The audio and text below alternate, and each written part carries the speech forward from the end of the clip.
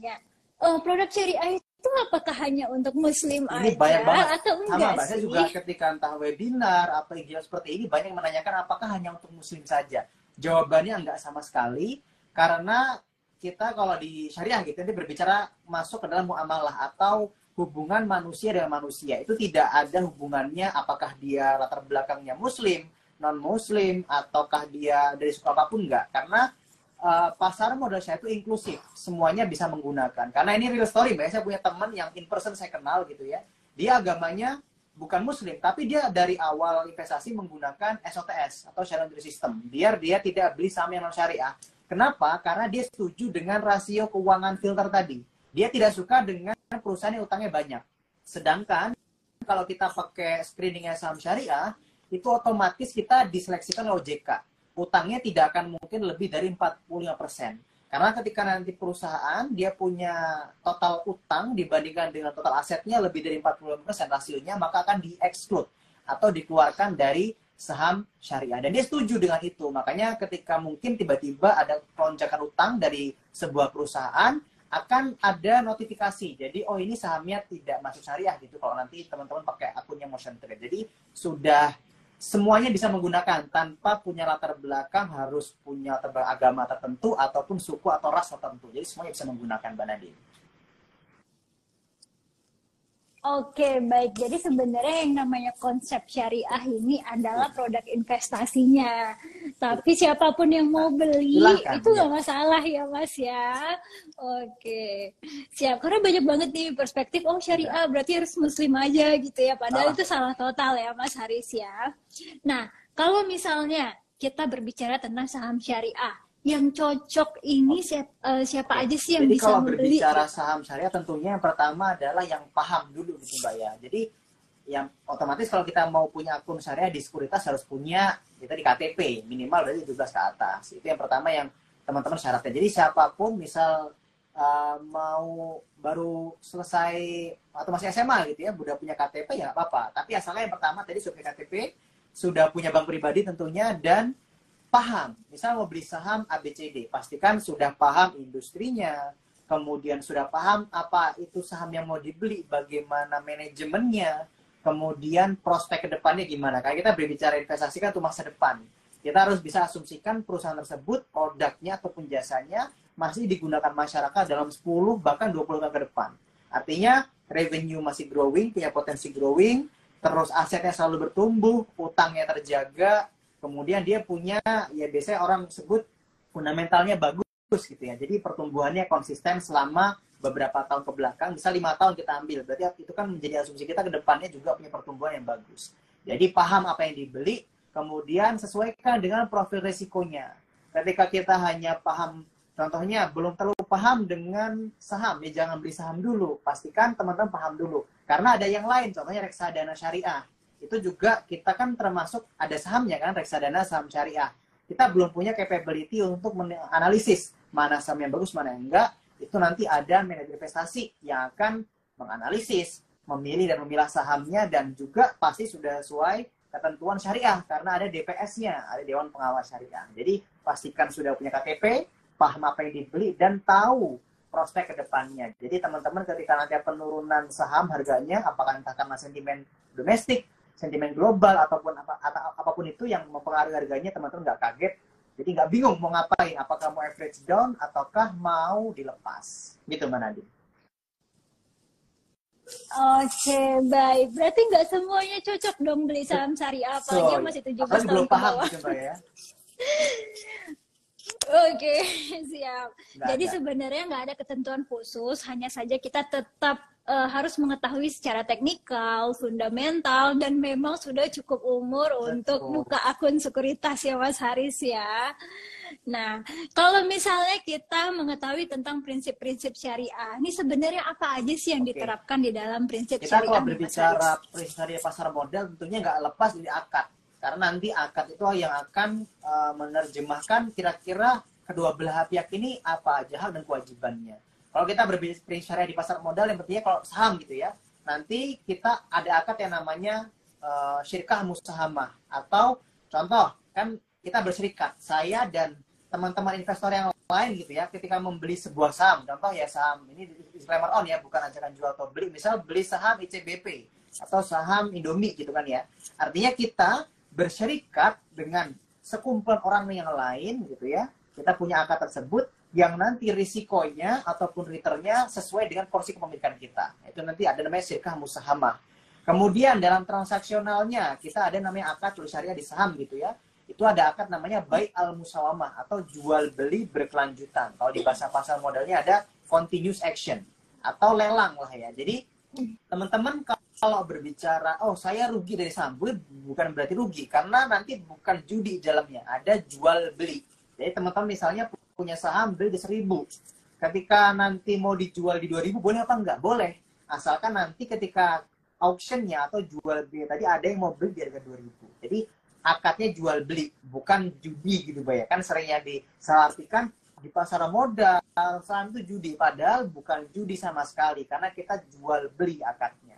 Contoh lagi di reksadana, nanti ada perisyariahnya namanya akad wakalah atau penitipan. Karena kita menitipkan kepada manajer investasi, yang mana uang kita nanti akan dibelikan instrumen pasar modal. Contohnya entah ada pasar uang, ada deposito gitu ya, atau ada sukuk, ada saham dan sebagainya. Jadi kita mewakilkan, wakalah bil ujroh. Makanya kalau teman-teman ada ujrohnya, ada biaya jasanya. Karena kita menitipkan ke mereka, nanti kita membayar jasa ke manajer investasi.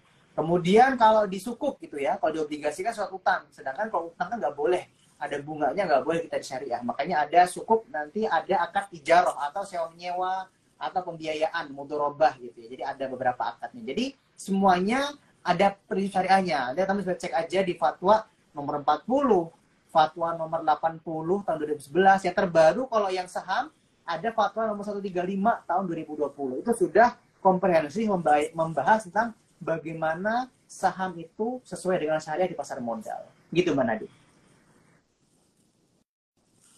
Oke, baik. Sebenarnya prinsip-prinsip syariah itu berbagai macam ya. Tapi kalau misalnya kita nggak terlalu mengetahui, nggak masalah. Karena zaman sekarang ini udah gampang banget untuk tahu ini tuh syariah atau enggak gitu ya Mas Haris ya. Karena mungkin banyak banget nih yang bingung. Aduh, kok mau investasi syariah banyak banget sih prinsipnya lagi. Jadi sebenarnya gimana mau investasi gitu ya Mas Haris ya.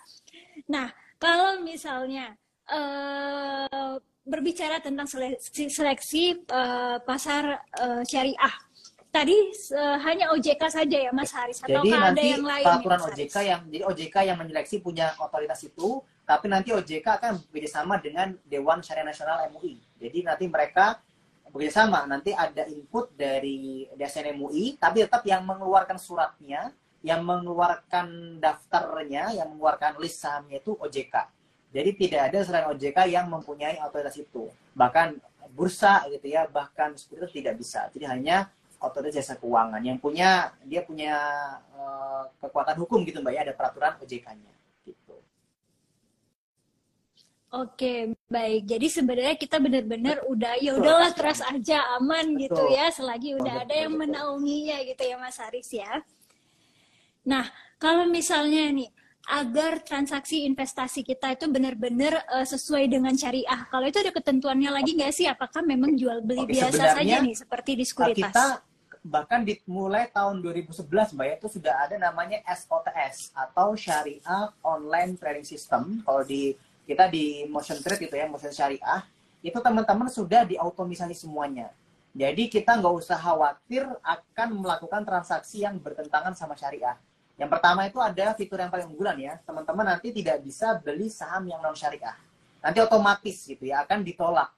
Bahkan nggak cuma ditolak gitu ya, nanti ada notifikasinya, saham ini bukan saham syariah. Atau nanti bahkan ada fatwanya gitu. Itu yang pertama, tidak akan bisa beli saham yang non syariah. Mau sengaja atau nggak sengaja nanti tidak akan bisa beli. Karena nanti kita akan mirroringnya ke data DES yang dikeluarkan oleh OJK. Itu yang pertama.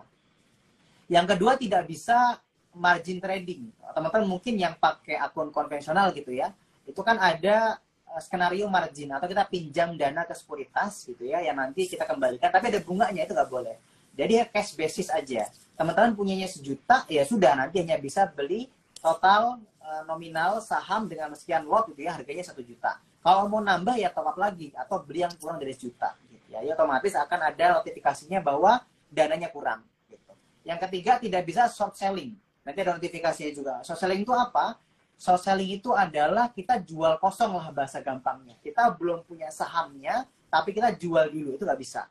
Itu nanti otomatis teman-teman ditolak sama SLTS-nya. Ada notifikasinya. Jadi pastikan teman misalnya mau BPJS, gitu, mau beli pagi jual siang, nggak masalah. Tapi pastikan saham yang dibeli pagi hari sudah masuk dulu ke portofolio. Minimal nanti done dulu transaksinya. Walaupun settlement-nya nanti T+2, tapi sudah done, sudah match, baru dijual kembali. Kalau masih open, masih antri, itu belum bisa dijual kembali. Nah, jadi 3 fitur utama tadi yang teman-teman pakai SOT. Jadi mudah, seamless, tanpa effort gitu ya. Kita nggak usah bingung-bingung milih mana saham syariah, mana yang enggak, transaksi mana yang saya mana enggak. Nanti otomatis pakai SOTS yang di motion trade, itu otomatis sudah terhindar dari transaksi yang bertentangan sama syariah. Begitu Mbak Nadine. Oke, baik, enak banget ya. Jadi semua udah diurusin, Betul. kita tinggal top up, tinggal transaksi aja. Udah nggak perlu pusing-pusing nih sobat investor. Nah, kalau misalnya nih Mas, kita beli saham syariah tapi pakai akun reguler, itu gimana? Apakah tetap syariah sebenarnya atau enggak nih? Nggak masalah seperti itu Mbak. Kan beberapa juga mungkin dia belum sempat dia buka akun syariah. Sebenarnya nggak ada masalah. Tapi teman-teman meninggalkan manfaat yang banyak gitu ya. Contohnya gini aja, mungkin teman-teman yang muslim gitu ya, yang laki-laki sebenarnya bisa nggak sholat di rumah? Bisa gitu kan. Tapi kan lebih utama pakai sholatnya di masjid. Pahalanya mungkin jalannya ada pahala tambahan. Kemudian berjamaah juga ada pahala tambahan. Sama kayak SOTS. Bisa nggak sholat pakai yang akun konvensional? Bisa. Tapi nanti ditakutkan gitu ya. Kalau teman-teman memang pengen kekeh gitu ya, pakai transaksinya harus syariah ya. Kalau nanti tiba-tiba sahamnya keluar, nggak ada notifikasi. Kemudian mau transaksi yang tidak sesuai, tidak akan ada filternya. Jadi bisa, tapi akan lebih mudah dan lebih seamless gitu ya, tanpa screening, itu pakai SOTS gitu Mbak Nadine. Oke, baik. Pokoknya yang udah ada yang simple, jangan nyari yang ribet deh gitu ya. Oke. Nah, kalau misalnya nih Mas, case-nya gini nih. Kita beli saham syariah, ya. Tiba-tiba saham ini keluar dari daftar syariah. Apakah kita langsung harus jual atau bagaimana nih? Oh ya, untuk sobat investor yang mau bertanya boleh langsung ketik di kolom komentar. Ingat loh, tanyanya bukan tentang saham syariah aja. Jadi betul ya, tadi gimana, Mas? Bahwa beberapa saham itu ada yang keluar masuk Mbak dari daftar efek syariah. Karena mungkin bisnisnya sempat tetap halal gitu, bisnisnya nggak berubah, tapi rasio keuangannya, mungkin tiba-tiba utangnya naik, tiba-tiba pendapatan non halalnya naik, itu nanti keluar otomatis dipisahkan dari portofolio yang syariah. Bagaimana? Sebenarnya dari kita kalau mengacu kepada himbauan dari DSN MUI ya, itu himbauan ya Mbak Nadine ya, bukan perintah harus jual, enggak. Kita pun enggak ada for sale, tidak ada memaksa untuk jual. Tetapi kalau kita mengikuti fatwanya, himbauannya ya dari DSN, kita sebaiknya menjual 10 hari setelah daftar efek syariahnya aktif. Contohnya, DES yang periode pertama kemarin sudah keluar gitu ya, di tanggal 1 bulan Mei misalnya. Berarti kita punya waktu dari tanggal 9 sampai 11 Mei untuk menjualnya. Jadi tidak langsung serta-merta harus dijual. Sekaligus enggak. Itu pun juga himbauan. Jadi tidak wajib. Misalnya nanti teman-teman keep dulu di akun yang lain gitu ya, nggak apa-apa. Nanti ketika masuk lagi baru dipindahkan ke akun yang syariah lagi. Tapi nggak ada perintah pasti harus menjual atau tidak. Tapi kalau kita ikuti himbauan seperti yang saya bilang tadi, dijual lebih baik di 10 hari maksimal setelah daftar efek syariahnya aktif. Itu Mbak Nadine. Oke, baik. Nah, tadi kita tuh udah berbicara nih sobat investor mengenai syariah, prinsipnya apa aja, bagaimana cara mendapatkan saham-saham yang pasti syariah nih ya sobat investor. Nah, Mas, kalau misalnya nih mengenai perbedaan short trading dan short selling, apakah itu diperbolehkan nih kalau misalnya kita membeli saham-saham syariah? Karena kan sejauh ini nih mindsetnya masyarakat banyak banget nih kalau trading beli hari ini jual hari ini sama aja dengan judi. Jadi gitu ya. Sebenarnya tadi ya mungkin saya sudah sempat bilang tadi di awal ada short selling.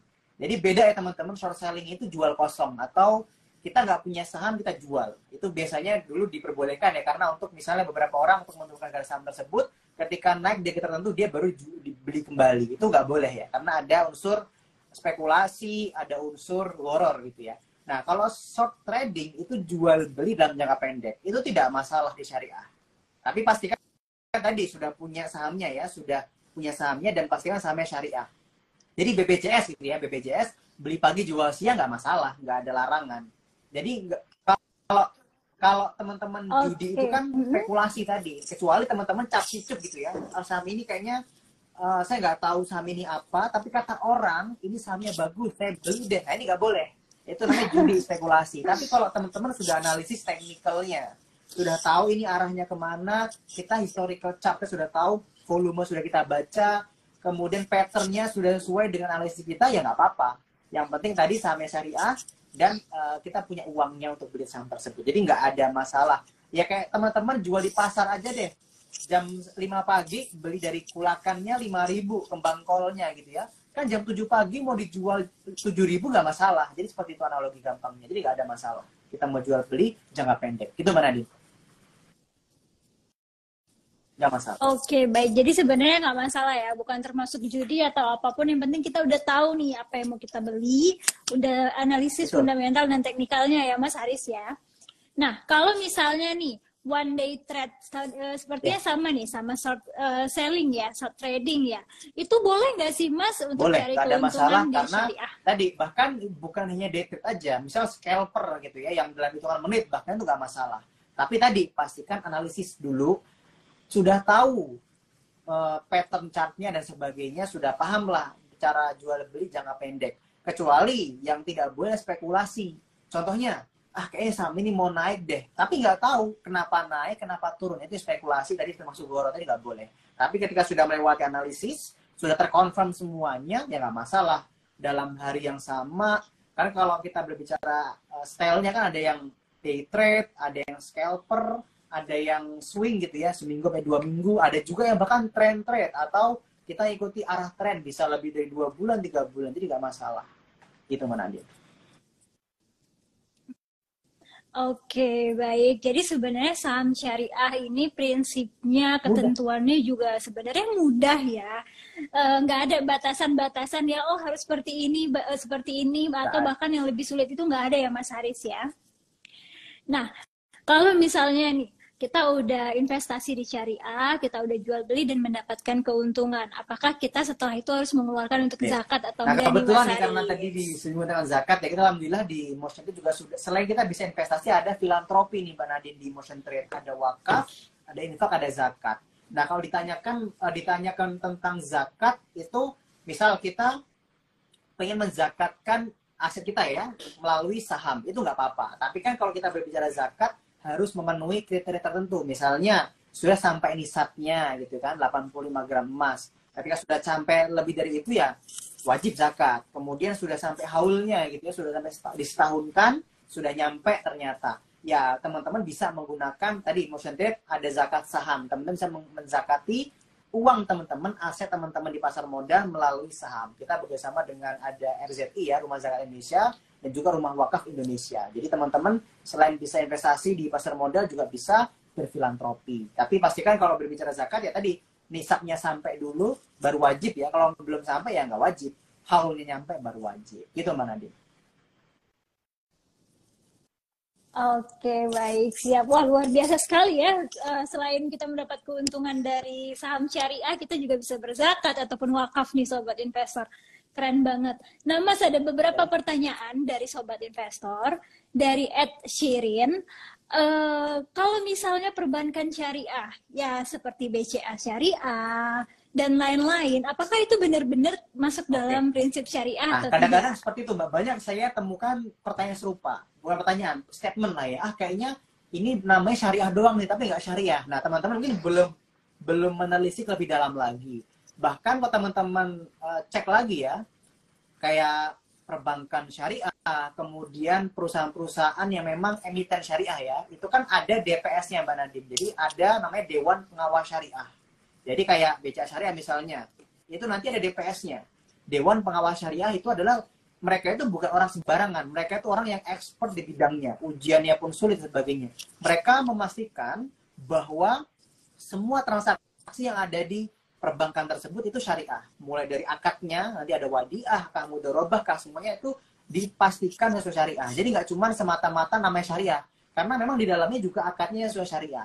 Kalau nanti ada yang melenceng gitu ya, nanti bisa sama DPS-nya dilaporkan ke Dewan Syariah Nasional MUI gitu ya. Atau mungkin kalau berbicara perbankan di ke BIK atau beberapa badan terkait yang memang nanti akan dievaluasi lagi gitu ya. Jadi memang kalau berbicara seperti itu ya kita harus cek dulu. Karena semuanya transaksinya itu sesuai syariah. Apalagi perbankan gitu lebih ketat mungkin karena nanti berbicara nanti ada banyak stakeholder gitu ya. Dan juga ada DPS-nya yang memastikan kesyariahan sebuah produk yang ada di bank tersebut. Gitu Mbak Nadine. Oke, baik. Karena kan Mas Haris banyak banget nih yang bilang, syariah doang. Tapi sebenarnya enggak. Itu banyak banget ya, apalagi perbankan yang kita temui. Tapi jangan salah lo Sobat Investor.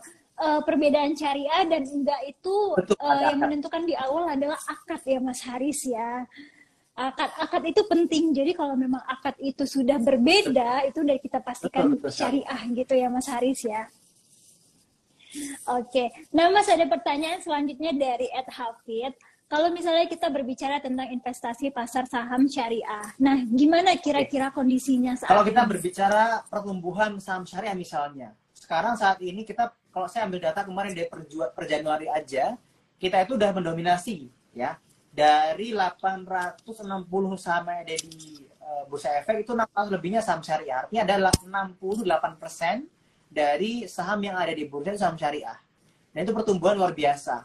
Dan kemudian berbicara performa ya Mbak ya, kemarin di tahun 2022 full year gitu ya, itu di mana ISG hanya meningkat 4,09%, sedangkan indeks saham syariah Indonesia, ISI gitu ya, indeks saham syariah Indonesia itu meningkat 15 lebih persen. Artinya performanya itu hampir lebih dari 4 kali lipat yang ada di ISG. Jadi kalau berbicara ada yang ngomong, saham syariah nggak cuan, itu buktinya ada datanya. Gitu ya. Full year itu 15%. Bahkan lebih tinggi dari CAGR saham ya. Kalau CAGR sekitar 12-13%. Ini lebih dari 13% sampai 15%. Jadi performanya ternyata surprising lebih tinggi daripada ISG. Jadi teman-teman nanti tinggal pilih aja sahamnya gitu ya. Kira-kira saham apa yang bisa sesuai dengan profil resikonya dan juga tujuan keuangannya. Karena ternyata saham syariah kenaikannya luar biasa tinggi sampai 15%. Gitu Mbak Nadine. Oke, baik. Jadi sebenarnya saham syariah juga menunjukkan pertumbuhan yang positif ya Mas Haris ya. Bukan hanya saham konvensional aja nih Sobat Investor. Nah, kalau misalnya nih, kita ngomongin lagi tentang masalah menjadi investor syariah. Nah, itu tadi cara-caranya adalah berarti tinggal memilih aja saham-saham syariah ya Mas Haris. Oke, yang Selain pasti itu yang ada pertama lagi kalau memang bener-bener ya pengen secara utuh gitu ya masuk ke menjadi investor syariah, pastinya terdaftar di SOTS atau menggunakan Syariah Online Trading System. Sekarang alhamdulillah nih Mbak ya, kita di Motion Trade di MN Sekuritas pembukaan akun syariah sudah 100% online. Jadi tidak perlu mengirim berkas. Nanti panduannya cek aja di IG kita ya, di bio-nya itu ada pembukaannya, atau ke bit.ly Motion Trade Syariah. Nanti panduan lengkap di sana. Semua sudah full online tanpa pengiriman berkas. Kemudian ya tadi untuk membeli sahamnya pastikan ya tadi sudah punya akunnya. Kita nggak bisa beli saham kalau nggak belum punya akun gitu Mbak ya. Punya akun di Sekuritas, di MN Sekuritas gitu ya. Kemudian pertama belajar dulu gitu ya, nggak usah langsung beli. Pastikan teman-teman nanti ketika mau beli sudah tahu apa yang mau dibeli, entah itu saham, reksadana, apapun itu gitu ya. Kemudian ya belajar terus karena nggak ada yang instan lah gitu. Dan kita alhamdulillah kita memfasilitasi, kita hampir full seminggu itu ada edukasi gitu ya. Kalau yang spesifik syariah itu setiap hari Jumat sama Rabu gitu ya, biasanya ada webinar dan juga IG Live yang membahas semuanya tentang syariah. Nanti cek aja, dan semuanya gratis untuk belajarnya tanpa ada pungutan biaya sepeser pun. Gitu Mbak Nadine. Oke, siap. Nah, Sobat Investor udah mudah sekali kita kalau untuk mempunyai investasi syariah ya. Nah, Mas, pertanyaan terakhir dari Ed Prasetyo. Apa sih keunggulan saham syariah sehingga kita harus memilih yang saham pertama, syariah? kita akan mendapatkan, mungkin teman-teman ini masalah apa ya, masalah psikologi gitu ya. Kalau yang berhubungan dengan syariah, teman-teman terutama yang syariah yang muslim gitu ya, ya akan lebih bagus gitu ya mengamalkan atau menggunakan saham syariah. Nanti kita akan mendapat ketenangan. Karena kalau dalam syariah gitu kan kita nggak cuma nyari cuan di dunia gitu ya. Nanti kita juga mencari cuan di akhirat. Bagaimana nanti kita di akhirat punya keuntungan juga. Makanya kita menggunakan saham syariah. Kemudian yang kedua juga lebih stable. Contohnya kita berbicara ketika penurunan corona gitu ya, COVID-19 di tahun 2020 di bulan Maret, di mana ISG itu lebih cenderung lebih aman. Penurunannya nggak setajam ISG saham-saham ISG yang ada di konvensional. Kenapa? Tadi karena kita ada utangnya. Perusahaan ketika punya utang yang tinggi, maka risikonya tinggi juga. Nah, sedangkan di syariah ada filter khususnya, yang mana ketika saham utangnya lebih dari 40% total asetnya, maka akan dikeluarkan. Jadi cenderung lebih stable. Kemudian yang terakhir tadi, beberapa saham syariah ternyata performa bagus. Bahkan 20 saham dengan market cap tertinggi yang ada di bursa itu 11-nya saham syariah. Jadi ternyata juga dari segi sizingnya, dari segi besar sahamnya, saham syariah juga termasuk saham-saham yang besar. Gitu Mbak Nandi. Oke, baik, siap. Mas, jelas nih, ada yang nanya dari Alimak. Assalamualaikum, Mas, sekuritas apa aja yang udah punya SOTS yang online? Wah, dari tadi kita udah sebutin ini, tapi boleh nih terakhir disebutin dengan Mas Haris lagi. Kalau salah saat ini yang sudah online, mungkin ada 3 atau 4, tapi ya kita terbaru nih ya kemarin. Dan di MNC Sekuritas sudah bisa seamless, full online, yang penting punya KTP, punya rekening bank, punya sinyal gitu ya, punya paket data, bisa menggunakan motion trade, itu semua sudah full online gitu ya, tanpa pengiriman berkas sedikit pun, dan gratis tanpa top up. Jadi sudah nggak ada biaya top up dan sudah online. MNC Sekuritas salah satunya sih Mbak. Oke, siap. Nah, Sobat Investor udah tahu ya, SOTS yang online sekarang yang mudah banget, MNC Sekuritas salah satunya. Baik, siap Mas Haris, terima kasih banget. Banyak banget ini pertanyaannya, tapi waktu kita sangat terbatas. Sampai jumpa di sesi break time selanjutnya. Terima kasih. Selamat siang. Dan teman-teman semua. Iya, siap. Nah, Sobat Investor, itu dia tadi perbincangan kita mengenai pasar saham syariah dengan Mas Haris Ainur Falah dari MNC Sekuritas. Luar biasa sekali ya, kita jadi tahu nih perbedaan dari saham syariah ataupun konvensional.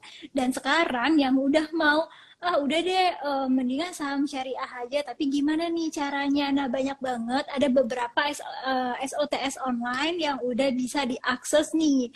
Nah, ketentuannya juga udah diatur, jadi kita tinggal beli sahamnya, tinggal jual sahamnya tanpa memikirkan ketentuan-ketentuannya lagi nih, Sobat Investor.